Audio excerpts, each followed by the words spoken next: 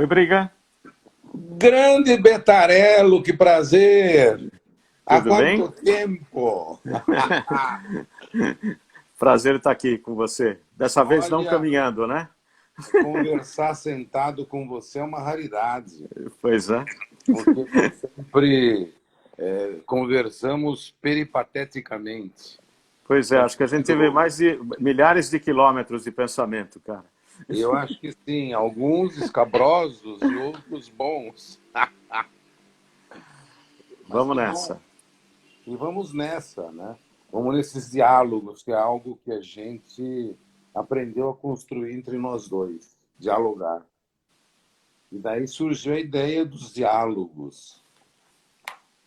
Primeiro, eu queria agradecer aos colegas que, mais que participarem conosco nessa viagem, eles abrilhantam esses diálogos, que são os colegas doutores, o José Luiz Pistelli, Rubens Kignel, Ricardo Marum, José Tomé, colegas que são verdadeiros argonautas, que entram na nave aí de Argo que a gente construiu em busca do tosão de ouro.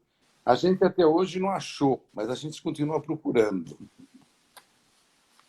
E quando surgiu essa ideia do E Agora José, surgiu com o Rubens Kignel.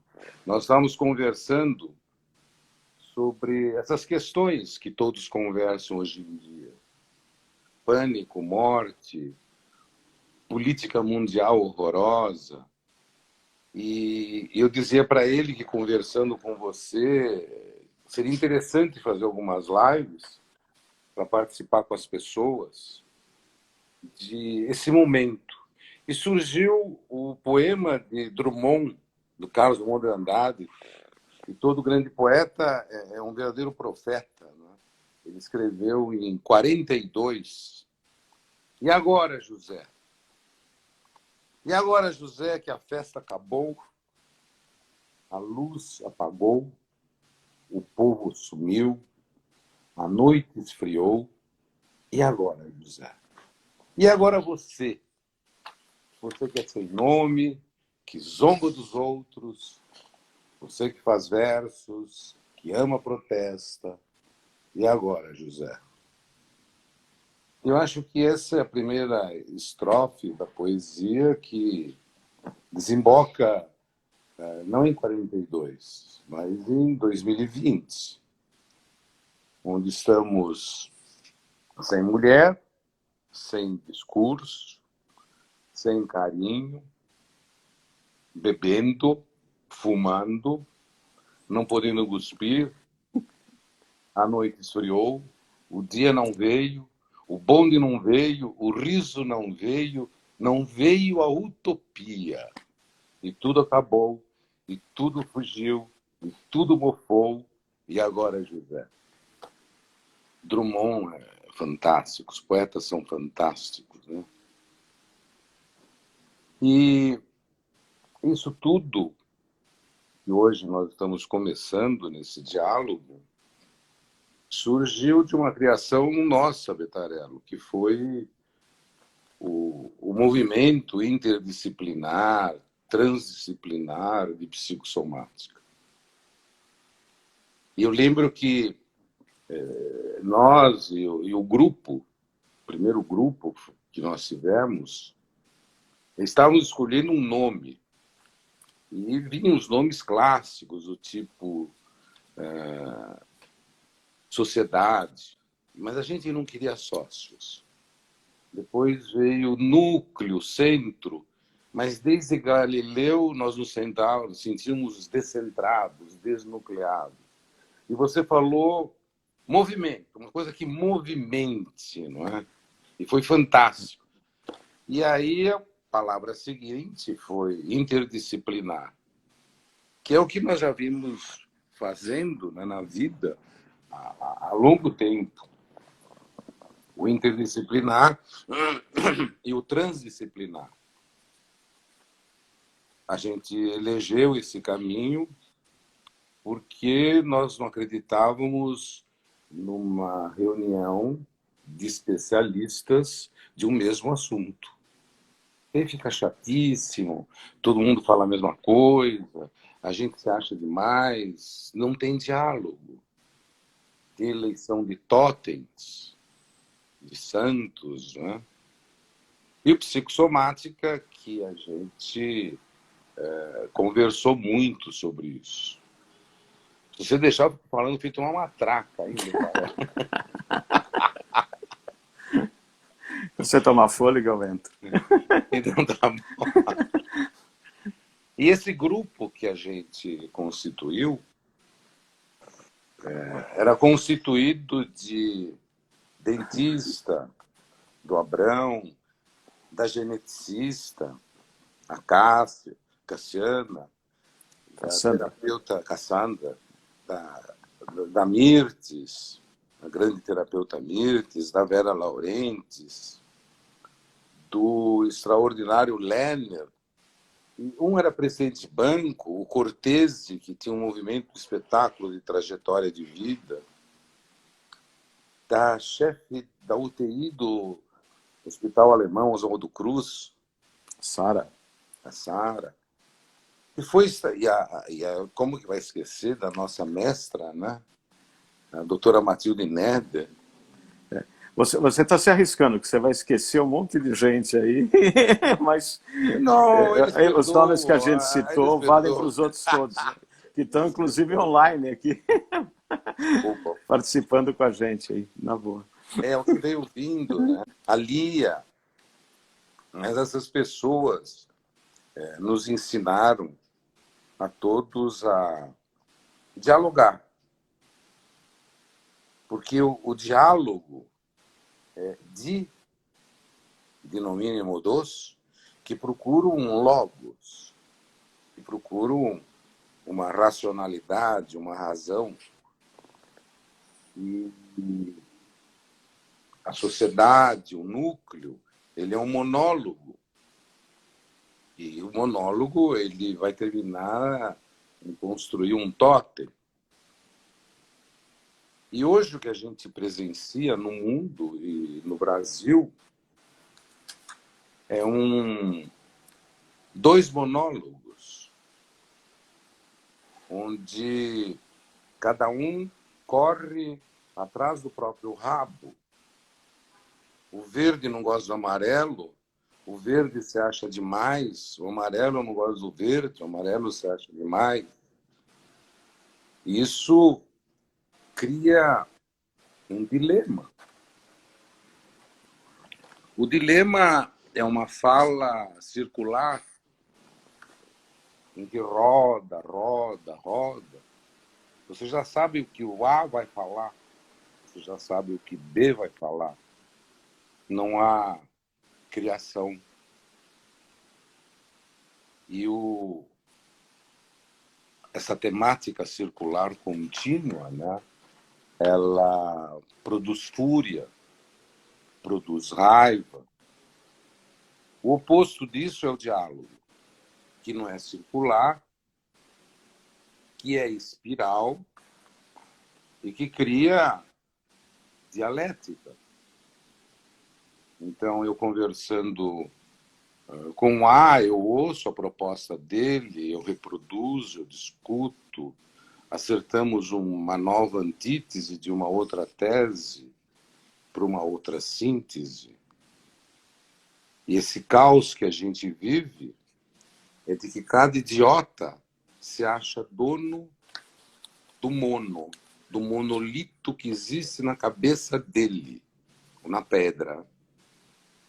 Um discurso concreto, um discurso não simbólico, distante da razão. E vivemos sem utilizar a racionalidade. Vamos todos à la praia. Não sabemos o que fazer com o corona. Presidente dos Estados Unidos, do Brasil, receitando medicação e vão ser processados por exercício ilegal de medicina. Entende? Nicas. Mas são monolitos. O médico que não fala e foge, ele teria muito para falar. As mortes que não sabemos por que acontecem, falta diálogo. Então, a proposta do "e agora, José?", que a utopia não chegou, que o dinheiro não resolve, que as massas humildes estão servindo como rebanho de imunização. O que fazemos? Pedimos mais uma pizza vega? Quem traz? Então, é um momento de discussão ética necessária no mundo. Bom, você posso entrar? Deve, com Então, cuidado, sempre. Então tá bom. Bom, você trouxe essa questão, né, que de repente o movimento que a gente teve o privilégio de viver, né, dentro desse movimento, com tantos outros colegas de tantas outras áreas, foi um grande exercício, não só de tolerância, mas como descoberta de espaço dos outros, não é? Sim. Porque a vida é muito mais complexa, né, do que qualquer discurso possa tentar dar conta dela, né? E naqueles nossos encontros pessoais, não remotos, corpo a corpo, com direito a aperitivos e jantares depois, com afetos, com intercâmbio de diferentes ideias, tolerância às diferenças, não é? Na realidade, juntamos um grupo que não pensava igual e conseguimos conviver durante muitos anos. Aliás, continuamos a conviver, porque eles estão aqui agora remotamente, ou a gente encontra sistematicamente com eles, e daquela experiência fizemos muitas outras coisas. Eu diria que o Agora José coloca uma questão que motivou a gente estar aqui presente, mas a nossa experiência passada diz que quando a gente não tem resposta, não tem certeza de qual é a melhor resposta, a gente precisa ter sustentação na confiança de que no percurso a gente vai encontrar caminhos. Eu acho que isso que talvez tenha sido para mim a experiência mais interessante, não só daquela época, como outras experiências de trabalho em equipe, em saúde mental, em outras áreas de arte, ou nas caminhadas com você, de não saber bem onde vai chegar, mas ir tateando respostas para dar conta do que é uma angústia de existir, né? O que acontece com a pandemia é que ela exacerbou, intensificou, colocou em pauta questões que já estavam em andamento, né? Os procedimentos, né? O que vai ser depois da pandemia? Vai ser alguma coisa que já vinha vindo, intensificado, alguns processos de funcionamento social já vinham sendo não só acelerados, mas implementados, e certos modos de lidar com a realidade também não são novidades nessa modernidade. Vamos chamar modernidade... Chamar não, vamos seguir Bauman e chamar de modernidade líquida, em que a gente deixou de ser produtor e viramos consumidores, né? Consumidores de pensamento e consumidores de produtos e consumidores de ideias prontas. E isso dá margem aos monolitos, Briga. Ideias prontas que vêm e que não passam pelo crivo pessoal de cada um de nós e pelo diálogo, né? Pela conversa, pela busca de algum consenso mínimo para a gente poder viver juntos. Então, acho que o nome que você deu, Diálogos aqui, Conversações em latim, ele é muito feliz, porque ele não dá a resposta do que virá, mas ele aponta o método para chegar em qualquer lugar, de preferência melhor. O grande risco de passar essa pandemia é que a gente vai exacerbar processos que já vinham vindo. Processos de isolamento, cada um no seu quadrado. A gente vê isso, já que você citou política. Cada profissional, cada pessoa tem a sua ideia e aquela ideia deveria prevalecer sobre todas as outras. Ninguém nega que o vírus é de uma morbidade grande, ele, por menor que seja 0,1% de letalidade, isso é um risco muito grande para muita gente, mas também não há como negar que o inimigo não é só o vírus, havia muita coisa embaixo do tapete, e que o vírus, se a gente pode tirar alguma coisa disso, traz à tona ou ilumina aqueles problemas que estavam na obscuridade. Sistema de saúde, confraternização, solidariedade humana, formação de equipes de bons profissionais, ética, discursos políticos que estejam a serviço dos cidadãos e do povo, narrativas mesmo que regionalizadas, mas que convirjam para um projeto de humanidade, vamos dizer assim, não é? De uma vida melhor. Esse é um discurso utópico, esse discurso morreu na década de 80 com a pós-modernidade, mas eu acho que um pouco de utopia vai bem. Você fala dos seus quadrados, né?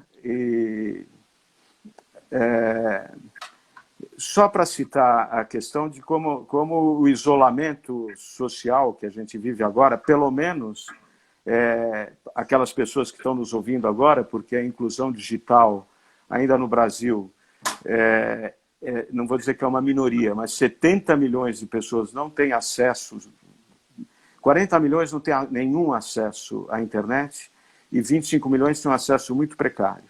Então, nós estamos falando para alguns que têm ainda o privilégio de acessos remotos. Mas esses privilegiados que têm acesso remoto à sua disposição, se adaptaram até surpreendentemente bem, a meu ver, a essa pandemia, porque a gente já estava adaptado a funcionar remotamente. Quantas vezes nós íamos ao restaurante, ou a gente andava lá em Tamboré e via as pessoas andando, cada uma falando com o seu celular, com alguém remotamente, e não com aquela pessoa que estava na sua frente. Quantas situações em que haveria a possibilidade de um contato corpo a corpo, que o celular, a internet fazia com que era preferível um contato remoto. E por que o contato remoto? Porque no embate pessoal não dá para você deletar. As diferenças elas têm que ser muito mais resolvidas naquela situação e não são passíveis de serem eliminadas tão rapidamente como na internet. Então, se por um lado nós estamos todos conectados com muitas pessoas, nós estamos nos relacionando, eu digo como uma parcela enorme da população mundial, inclusive, estava se conectando muito e se relacionando quase nada. E qual é o problema da conexão? Que você escolhe a tribo específica que você quer se conectar. Isso tem inúmeros estudos, você sabe, a gente viu, falamos sobre isso. Se você pegar, os azuis falam com os azuis, os verdes com os verdes, amarelos com amarelos. Aí ficamos de novo no monolito. E é muito pouco interessante o que você possa fazer consigo mesmo, não é? Porque a perturbação, a diferença é que nos faz transformar, né? Quer dizer, Beta, isso aí a gente poderia dar uma extensão dessa parte que você está falando, que é a questão do existir, né? Como é que eu existo? E eu me lembrava, à medida que você ia falando, de Santo Agostinho, o brilhante Santo Agostinho, que ele dizia assim: se não me engano, eu existo.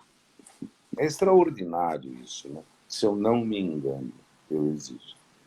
Que Descartes depois vai levar isso por um outro caminho, dando continuidade a Agostinho, e vai trazer o eu penso, logo eu existo. Isso é uma revolução extraordinária. O homem ainda não entendeu a proposta cartesiana. A maioria da humanidade não entendeu. Porque quando ele diz eu penso, logo eu sou, logo eu existo, logo eu vou determinar o meu caminho, ele destitui todos os deuses, toda a teogonia. E ele imputa ao homem o que até hoje ele luta para não ter, apesar de ter recebido o córtex, que é consciência. A consciência, vamos puxar outro brilhante, né? Porque sem puxar esses brilhantes a gente fica monolítico. O Nietzsche dizia assim: a consciência é último processo da escala darwiniana filogenética. Portanto, ela é mal feita, mal acabada. E para isso, para ela, ele acredita que se a espécie não se exterminar, e apesar que estamos fazendo bem feito para que ela se extermine, porque a espécie, em nome de dinheiro, sem fim, destrói mares, lagos, florestas, não sabe, não tem consciência de que o planeta é um organismo vivo e pequeno, e mais, que não necessita do ser humano. Esses 40 dias que estamos quietinhos, o céu está azul, o ar está maravilhoso, os bichos estão voltando, as praias estão maravilhosas. E é algo que nós temos que pensar, para poder existir. Vou entrar. Devagar, sim. Bom, você dá voos de séculos, né? E é difícil acompanhar, mas vou tentar. Vai. Então, não vou discutir Descartes, que é a sua tese, e aí a gente faria mais 10 mil quilômetros. Mas toda essa questão do pensamento, do sentimento, da reflexão ou da conversa vai um pouco no contraponto dessa emergência por respostas que nós vivemos nos tempos contemporâneos. Todos esses pensadores que você cita, eles dedicaram a vida a reflexões minuciosas. Você pode discordar aqui ou ali, ou achar que preferir A ou B, ou não preferir nenhum, porque todos, de algum jeito, tiveram a sua contribuição e vão ser refutados posteriormente, mas nenhum deles deu uma resposta prêt-à-porter. E como a gente vive num mundo prêt-à-porter... Gostei do mundo prêt-à-porter, né? Exatamente. Tá aí os livros de autoajuda que não me deixam mentir. Tá aí os defensores de terapia... Mas eles só ajudam um mau autor. Tem os livros as divulgações de mídia de tratamentos únicos para problemas complexos. As faculdades de medicina fáceis de entrarem, desde que você pague 10, 15 pau por mês, e forma desqualificados médicos. Então, se esse sistema de respostas imediatas, para cada problema uma solução, e a gente já tem essa resposta já pronta, nós nos tornaríamos mecânicos. Quer dizer, quem não hesita é um computador. Um ser vivo, desde da mais humilde ameba até o filósofo mais importante que você possa eleger, eles têm um delay entre um estímulo e a resposta. E esse delay se chama hesitação. É uma hesitação natural aos processos de vida. A vida não responde imediatamente. A vida precisa, se a gente não quiser chamar de pensamento, há uma diferenciação entre os estímulos, a parte receptora do ser vivo e a sua parte motora. Essa é uma separação radical que nos distingue da matéria, ou do mecânico. O mecânico é um bate-resposta, é uma resposta pronta. Quando há uma situação dessa, do vírus, que é complexa, porque o vírus ele é nem sei se bicho né? É um fragmento de DNA que não tem exatamente um pensamento, são bilhões de populações invisíveis que de algum jeito afetam as pessoas de diferentes modos. O modo de afetar as pessoas não depende especificamente do vírus, depende da genética de onde esse vírus vai se hospedar, depende das respostas imunológicas dessa pessoa, depende das condições sanitárias dessa pessoa, depende do comportamento que essa pessoa tem em relação aos seus autocuidados, depende de tantas coisas que não dá para ter respostas únicas. Isso é legal que você fala. E quando não se tem respostas únicas, parece que precisamos entrar em pânico. Mas eu devo dizer que a maior parte das coisas ele não tem resposta única. Como criar um filho? como encaminhar uma vida, como buscar um sentido para o nosso existir. Isso tudo já estava aí. Vai ficar a flor da pele. E vamos ver o que nós podemos fazer com isso, né? Vamos ver o que o José, a resposta do José, né? E agora, José? Isso. É legal isso que você fala, porque você deu uma descrição muito bonita do que é epidemiologia, né? Ela se centra em duas colunas, que é a biologia e que é a sociologia, com as suas amplas ramificações. O que eu estranho em nosso país de discursos primitivíssimos do que é chamado de direita, mas é caolha, e o que é chamado de esquerda, e que é cega. E é triste ouvir, porque vão contra os pensamentos marxistas, os raciocínios são espúrios.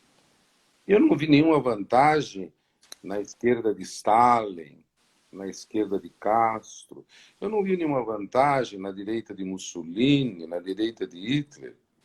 Eu achei um processo grotesco da ausência de razão e por instinto perverso. E sobre isso temos que conversar. Que vai atingir essa perversão, esse homem brilhantemente descrito por Freud como polimorfo perverso. Então, a sociologia aponta que deveria estar no grupo de combate ao coronavírus os demógrafos, os sociólogos, que grupos vão ser atingidos, como fazer para bloquear, os virólogos, os infectologistas. Eu estranho que os doutores que pegam a cadeira de luta não são da área. Brigante, mas a questão é o seguinte: Vamos lá. não daria para fazer isso num curto espaço de tempo, porque isso veio sendo montado há décadas, né? Esses discursos de especializações em que se sabe quase tudo sobre quase nada. Eu quero entrar um pouquinho e você continua, que é legal. Mas em 2012, o Bill Gates fez uma série de palestras pelo mundo afora. Em qualquer internet você acha. Onde ele dizia que a guerra nuclear não aconteceria, mas as pandemias destruiriam. E que era necessário uma profunda revisão. E ele foi uma voz no deserto. Ninguém ouvia. As pessoas estavam mais interessadas na bolsa, ou construir arma nuclear, ou qualquer outro bullshit. E é essa perversão que a gente tem que estar atento aos perversos que estão conduzindo a humanidade. Hitler e Mussolini, Companhia Bella e Stalin, 1940 foi ontem, historicamente é hoje, é nada. Posso entrar? Só Deve. Porque você é muito erudito e eu fico tentando seguir suas linhas, e eu sei que é possível, mas é difícil. Mais 1000 quilômetros aí para a gente caminhar. Mas eu diria que a questão, talvez eu pudesse ajudar aí a resumir, para quem está compartilhando a mesma dificuldade que eu, que se fala muito em nome da ética, né? Mas ético não é quem sabe onde está o bem, quem sabe onde está o caminho, quem sabe onde é o futuro da humanidade, isso é melhor para você, a quem Deus revelou qual é o caminho a ser seguido, ou qual ideologia política devemos todos nos filiar. Mas a ética é ambígua. Ela deve estar sempre se perguntando será que eu fui ético o suficiente nisso? Será que eu contemplei todos os ângulos dessa questão? Será que eu contemplei todas as pessoas que poderiam ser afetadas pelo meu movimento, pela minha atitude? E esses movimentos totalitários são a antítese disso, não é? É um discurso único, de ordem unida, com pouca pluralidade, nenhuma diversidade. E a diversidade é tomada não como material de cultura para a criação de novas ideias, mas como perturbação de ordens estabelecidas. São dois paradigmas complexos. É claro que eles podem eventualmente coexistir, porque algum nível de ordem é necessário para a gente poder promover alguma desordem. Senão, se fosse em ordem total, estamos estagnados, desordem total, estamos evanescentes. Não há organização possível entre esses dois extremos. Dois tipos de morte: o chutar o pau da barraca total ou se submeter totalmente. O caminho não é do meio, as nuances entre um e outro é onde pode fomentar a vida humana. Porque se for outra coisa, a gente vai ser menos humanos, né?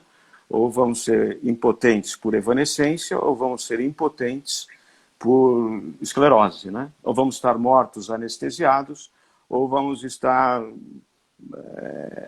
desconectados de qualquer possibilidade de intervenção social, comunitária ou mesmo na realidade. Então, acho que o problema do discurso totalitário é que ele mina, ele destrói. Você viveu melhor do que eu o golpe de 64. Quando você corta a cabeça... Nossa diferença não é tão grande assim. Mas você era adolescente, eu era criança. Ou melhor, você era adulto, eu era adolescente. E que falta que faz isso? Que falta que faz contraditórios? Que falta que faz uma pessoa que não seja parecida comigo, não é? E que, evidentemente, que me respeite, né? E que eu a respeite também, e que a gente procure aprofundar as nossas diferenças, para ver, quem sabe o diferente possa trazer uma pista para tornar a minha vida melhor, quem sabe. E se não, que seja diferente. Aliás, dá dando para ver no nosso diálogo que você é diferente de mim. Estamos aqui há 40 anos andando todo fim de semana. E só aprofundamos a nossa amizade, né? E criamos um monte de coisa interessante. É verdade, é verdade. Você é bastante reflexivo e isso é importante na nossa relação. Eu lembro que lá no MIP nós introduzimos como estudo o que seria uma bomba atômica na época, que ainda é hoje, né? A gente elegeu o Gilles Deleuze e Félix Guattari e resolvemos estudar os 1000 platôs. E eu lembro que o grupo uivava, queria me matar, dizia que era um discurso esclerótico, complicado, e de fato era. Mas não era porque era difícil, ou porque era erudito, era porque era diferente. Por exemplo, o Freud criou uma coisa clínica maravilhosa, que foi o complexo de Édipo, com o seu herdeiro, que seria o superego. E ele centrou na questão do pai, da mãe, no mito descrito por Sófocles, a Jocasta, do Édipo. E esses dois franceses, brilhantíssimo Deleuze, fizeram uma reviravolta nesse complexo de Édipo, que trouxe um grande impacto para todos nós, para quem os leem. Eles transcenderam a questão edípica. E eles utilizaram um caso clínico famoso do Freud, que era o Homem dos Lobos, onde um garoto descrevia o pavor e desenhava o lobo. O resumo simplório é esse. E aí o Freud explicitava a construção edípica. E o Deleuze e o Guattari, esses dois brilhantes malucos, disseram, mas os lobos vivem em bando, eles não vivem solitários. E isso revolucionou, porque eles cortaram a árvore patriarcal freudiana e introduziram a rede das raízes, das gramas, das gramíneas, que são os rizomas, e que depois ele também dizia que era semelhante à vida que os ratos habitavam, que eram os túneis das formigas. E isso, ele criou um ser coletivo muito distinto do patriarca freudiano. Então, é legal essas referências em que havia grandes debates sobre isso, sobre esses diálogos freudianos, deleuzianos, edípicos. E era óbvio que toda a nossa interpretação, e a gente respeitava isso, ela era sempre subjetiva e edípica de cada um de nós. E assim a gente foi construindo esse movimento interdisciplinar. E por que eu estou trazendo isso, né? Porque, na minha opinião, ou a gente resgata o diálogo pós-quarentena, ou não funcionará. O meu delírio é que, acabando a quarentena, as pessoas desliguem o iPhone, ou seja lá o que for, o celular, ao entrarem num bar, numa balada, num restaurante, e olhe o amigo no olho, a namorada, e não fica circunscrito nessa doença, dessa telinha, nas relações, sejam elas rizomáticas ou patriarcais.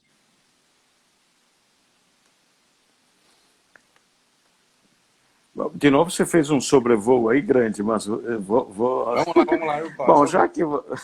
Então, vou me permitir falar um pouquinho de... Com todas as limitações minhas, um pouquinho de filosofia, né? Porque, evidentemente, embora a filosofia pretenda dar conta de tudo na vida, ela é histórica, ela muda, ela se transforma. Você citou vários autores, diferentes épocas, né? Mas, de qualquer modo, a gente aprende um pouquinho com cada uma delas, né? Dentro da tradição grega, o objetivo era, pelo menos num período da Grécia, era criar uma vida digna, né? Uma vida eudaimônica, né? É uma vida que vale a pena ser vivida. Voltou à moda agora, a questão da vida que vale a pena, a vida digna, que foi traduzida por felicidade. Infelizmente, goodness em inglês talvez seja mais perto da harmonia que a vida verdadeira, né? E a gente traduz por felicidade, parece que a vida é um sentimento contínuo de festa. Não é nada disso. É uma vida que, ao término dela, a gente sente que valeu a pena toda aquela nossa trajetória. Esse é um modo de ver da ética da vida. O Kant, que é o racionalista, ele vai ver a vida como a vida reta, né? A vida que segue leis, né? E talvez, num certo sentido, o Freud seja tributário de uma vida centrada em lei, né? A lei do pai, a lei da castração, a punição. Eu, sob o risco de ser muito simplista, e também não conseguiria ser mais do que simplista, porque o tema é muito complexo e difícil de aprender, eu diria que há uma possibilidade de uma ética que não seja centrada em lei e punição, que seja centrada em alegria e criação, que talvez seja essa questão que possivelmente que o Deleuze e o Guattari tivessem apontando nesse circular nômade pela vida, pela essa busca de afetações, né, na linha do Spinoza, de incluir os afetos, incluir a alegria, incluir a sensibilidade. Um pouco nietzschiano também, o critério da vida não é a razão, o critério da vida é ela mesma, né? Uma vida racional que seja triste, infeliz e mecânica eu não sei que mérito que ela teria. É claro que cada um pode escolher, até certo ponto, a vida que deseja viver. Mas uma vida criativa me parece mais condizente com essa condição humana de sermos, dentro das espécies, vamos dizer, mais complexas, a mais aberta, né? A mais indeterminada, a mais fadada à liberdade, né? Como diz o existencialismo, né? Nós estamos condenados à liberdade, porque nós não somos determinados por nada prévio, por nossos instintos. E quando o Deleuze-Guattari coloca, nem pelo nosso Édipo, que já é uma formação burguesa, legal, de uma família tradicional, papai, mamãe e filhinho. Então, essas pequenas rupturas, dentro do possível, né? Porque alguma estrutura que a gente tem que ter. Você sabe que eu sou um conservador, né? No sentido que eu acho muito mais difícil construir coisas do que destruí-las. É muito fácil destruí-las. Mas eu sou um conservador revolucionário, né? Há que transformar, há que destruir progressivamente para inventar novos processos, destruir certezas, né? Você vai gostar de eu lembrar de um cara que a gente conversou muito, olha como eu falo, que é Demócrito e Epícoro, né? Onde eles privilegiavam a vida, a alegria, onde eles privilegiavam a possibilidade de construção de felicidade contínua. Eu tenho uma inveja... Plenitude, talvez melhor que felicidade. Plenitude, acho que é um termo. Que alguns traduzem a eudaimonia como felicidade. Mas é happy, é goodness no inglês, traduzindo para felicidade em português. Então, eles diziam assim, e uma vez conversando com o Pistelli, eu apresentei esse autor, e o Pistelli maravilhosamente enlouqueceu quando ele foi lendo do Epícoro que os átomos vinham caindo, era o jeito que eles tinham de explicar, e aleatoriamente eles se chocavam e criavam vidas.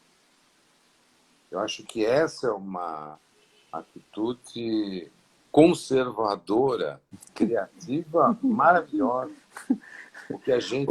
Já que você citou os atomistas, eles são a antítese do fundamento, né? Quer dizer, qual é o fundamento da personalidade? Qual é o uma vez eu tive a oportunidade de escrever numa resenha de uma tese, não é que eu escrevi, eu transcrevi com essas palavras o que o Lucrécio, né, da tradição atomista, dizia, que o fundamento último da realidade é não ter fundamento algum, né? E esse é o nosso problema, nós temos de inventar um sentido para essa vida, né? E nós temos a oportunidade de inventar coisa... O Ferreira Goulart dizia isso. Podemos inventar coisa legal, podemos inventar coisa muito chata. Eu acho que é legal. Eu acho que é mais legal inventar coisa legal, né? A gente vai ter que voltar à ética, né? E de onde vem a palavra ética? Ela vem de ethos. E ethos significava cuidar da própria casa, que faria diferença do homem em relação aos animais. Aliás, na pandemia, está todo mundo fazendo isso, né? Estão varrendo a casa. Mais ou menos, mais ou menos. Da objetiva. Mais ou menos, porque a gente não cuidou da rua. A nossa sociedade, todos nós, cuidamos da porta para dentro. Esquecemos a rua. E isso causou esse caos. Nós somos uma cidade que não podemos fazer lockdown. Primeiro, que o povo não entenderia o que é lock, muito menos down. Segundo, como é que você vai fazer lockdown para a maioria do povo que vive do bolso para a boca? É gravíssimo. Então, nós não cuidamos. Nós estamos criando uma sociedade extremamente perversa e egoísta, e com nojo de pobre. A pobreza E não foi a pandemia trouxe luz a isso, quer dizer, ela trouxe luz à desigualdade social, ao acesso diferencial à medicina, à baixa qualidade de formação de equipes de saúde, mas não só no Brasil. Agora, falando, esse é um fenômeno mundial. Sim, sim. E também essa ideia mágica de que rapidamente vamos solucionar problemas, né? Eu me lembro no começo, só para dar um exemplo, claro, nós estamos falando da vida, né? Estamos aproveitando a pandemia e falando da vida.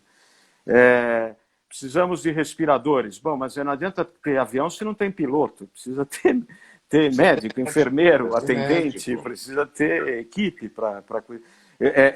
Avião é importante, mas é muito mais do que avião. Precisamos ter médico. O que é médico? Alguém que se formou em medicina? Eu, se for na frente de tratamento de Covid, eu vou me contaminar em 10 minutos na intubação de um cliente. Não, nós dois vamos nos contaminar em 30 segundos. Exatamente. Então, são soluções atrapalhadas para dar conta de processos que não foram pensados com cuidado e uma atenção de cuidado e de solidariedade. Porque, para nós, mesmo nessa medicina um pouco biomédica demais, que para cada sofrimento se inventa um remédio e um tratamento, que a gente não pode mais ficar ansioso, não pode mais deprimir, não pode sofrer, então já tem tratamento, mesmo você considerando que há uma hegemonia de um processo um pouco menos delicado no cuidado do aspecto humano de cada um de nós, a gente é tratado assim como bebês que não podem sofrer, mimimis, e precisamos de atenções, são caríssimas em geral, mas a gente tem um acesso a uma medicina de muito melhor qualidade e possibilidade de conversar com os nossos médicos e possibilidade de tomar riscos em relação à nossa saúde dentro de uma margem muito grande. Agora, tem uma porcentagem enorme da população que não tem como fazer isso. E o dilema é que se correr o bicho pega, se ficar o bicho come, não é? Esse descuido da rua é um descuido também muito exacerbado aqui no Brasil, né? Você que viaja muito, eu também. Um dos maiores prazeres que a gente tem ao viajar em muitas cidades, não países ricos, não, países pobres, é que você circula na rua com confiança de que você vai poder interagir com as pessoas. Não em todos os lugares, mas em muitos lugares. Aqui no Brasil houve uma ideia de que o espaço público ele é ameaçador. E agora nós temos uma ameaça suplementar que é o vírus, né? A pessoa no elevador é ameaçadora. Então, esse distanciamento social progressivo, ele é a antítese da possibilidade da vida, né? Qual é o limite, qual é a possibilidade, quais são os custos que nós vamos ter que pagar. Eu só quero deixar claro que eu sou a favor de distanciamento social, não acho que deva ter aglomerações, acho que deve usar máscara. Se tiver uma vacina que seja comprovadamente eficaz, vamos usá-la. Todos os esforços para encontrar vários tipos de tratamento, que não vai ser um só. Então, nós estamos falando contra esse tipo de cuidado. Estamos falando que esse cuidado é insuficiente, limitado, atrasado, e precisamos muito dele porque não tomamos os outros. Daria para realmente, na Alemanha, é difícil comparar países, né? Mas há uma possibilidade de um atendimento médico melhor, que se reflete numa letalidade muito menor. Claro, eles são alemães, eles são talvez mais disciplinados, eles tiveram problemas, eles foram os nazistas. Nós vamos só pegar o aspecto positivo da questão, de que houve uma certa atenção à sua população. Sabe que eu trabalhei muitos anos lá. Eu sei. E a gente conversou muito sobre isso. Lá há uma vez sempre me perguntam se os alemães são frios, ou eram frios. Eu fiquei lá 20 anos, né? Indo, vindo. E eu sempre respondia que eu nunca vi criança na rua alemã. Quando me perguntavam se eles eram gélidos, né? Eu nunca sofri preconceito por parte deles. Eles sempre me prestigiaram no meu trabalho, em tudo. Mas eles têm uma...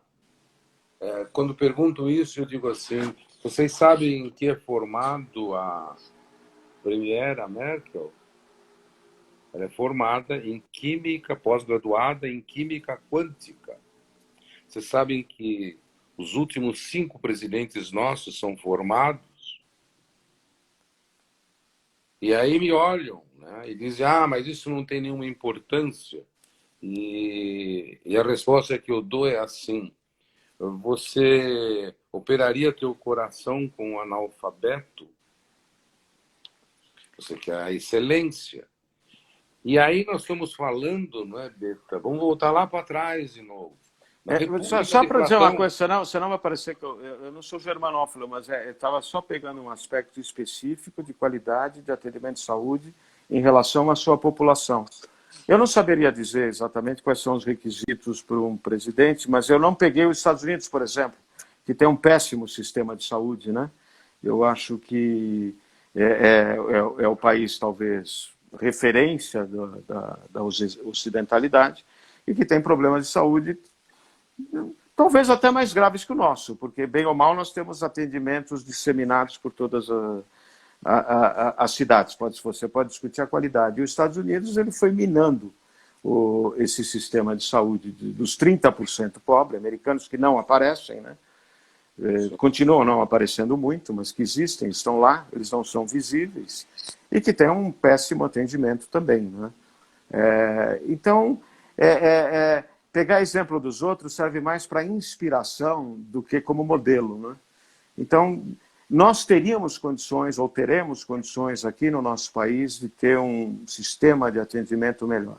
Eu trabalhei em serviço público, eu sempre disse a você, eu sou um defensor de serviço público, inclusive a fundo perdido, porque se a gente for competir com a iniciativa privada, nós somos mais alguns a fazer tratamentos caros e inviáveis de serem sustentados.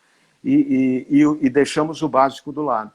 E nós temos um material humano e profissionais de altíssima qualidade que você, trabalhando com cuidado, você cria experiências muito enriquecedoras e criativas. E em parceria com a comunidade dos pacientes que você atende. Você sabe que eu atendo paciente de um tipo no consultório, durante 40 anos atendi pacientes de baixíssima renda numa universidade de São Paulo. Cada um você tem que ter um tipo de diálogo, um tipo de composição e encontrar soluções de parceria, né? Não de imposições. Não é? Agora, pegar uma situação aguda como essa, é tarde, vamos fazer o que dá para fazer. Agora, se pudesse ter menos ideias mirabolantes, seria melhor. Né? Se vamos reconhecer as falhas, já seria um grande avanço, né? Do que imaginar soluções astronáuticas, digamos assim, né?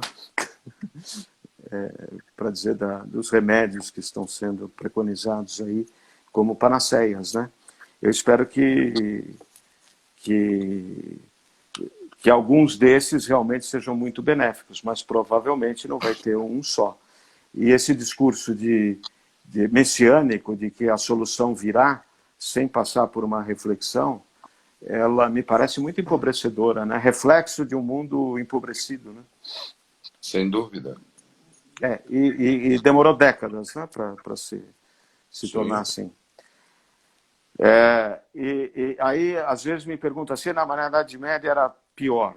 Mas a gente não tem que comparar o que a gente é com a Idade Média. A gente tem que comparar o que é com o que a gente poderia ser com os recursos e conhecimento que nós temos. Né? Senão é sacanagem. Né? Concordo. Senão é justificar o injustificável. Né? Eu acho que com as condições que nós temos... Desde a década de 60, Marcuse dizia isso. Em 60 já não deveria ter fome no mundo.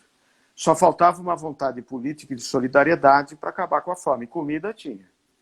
Então tem alguma coisa que se der para melhorar, porque sem colaboração nós vamos dividir o mundo entre os que não comem, como você diz muitas vezes, e os que não dormem. Né? Nós vamos ter que voltar ao início do nosso tema, não é? Que é diálogos. Nós vamos ter que fazer muitas lives entre diferentes setores da sociedade, ininterruptas, para discutir o que nós queremos da nossa vida, o que nós queremos da nossa sociedade. Esse show de horror, esse show de milhares de mortes, a rede hospitalar existe em poucos estados. Uhum. As clínicas privadas são caríssimas. É da elite, da elite, da elite econômica.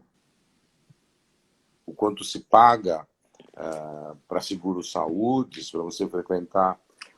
Posso só acrescentar uma coisa? Quer dizer, minha grande luta no serviço público, e eu nunca misturei o público com o privado, por uma que ia me deixar muito confuso, é que no serviço público, em certo momento, se começou a ver a iniciativa privada como referência de produtividade para o serviço público. E eu defendia uma ideia na contramão disso, que o serviço público devia ser referência de excelência de atendimento para ser seguido pela iniciativa privada. Houve uma inversão muito grande de capitalização do serviço público. Também não quero dizer que eu sou contra a privatização, nada disso, mas precisamos ser conceituais, não é? Aqui servem certas coisas, não é? E o espaço público ele ficou um espaço menor, de disputa talvez mesquinha por poder para depená-lo, não? Ou para usá-lo em benefício privado. É uma situação muito triste, né? Não sei se vamos ter sucesso, né, Briga? Né? Não sei se nós veremos alguma coisa disso, né? Nós estamos conversando já há quase uma hora. É isso aí? É isso aí. Bom, eu queria só transmitir o otimismo, que apesar de ter entrado em muitas batalhas que não venci, vale. No finalzinho, continuo na luta. E vamos andar, enquanto houver pernas, por muitos milhares de quilômetros. Que vêm aí na próxima quinta-feira, vem o Rubens, vem o Tomé, É legal. Vamos continuar com nossos diálogos. Legal. Abração, Beta. Abraço a todos, abraço a você. Aí, pessoal. Beijo. Tchau, tchau. Tchau, tchau. Bacio carino per tutti. Tchau, tchau.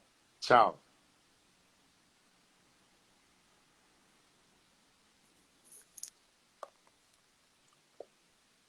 Eu não sei gravar.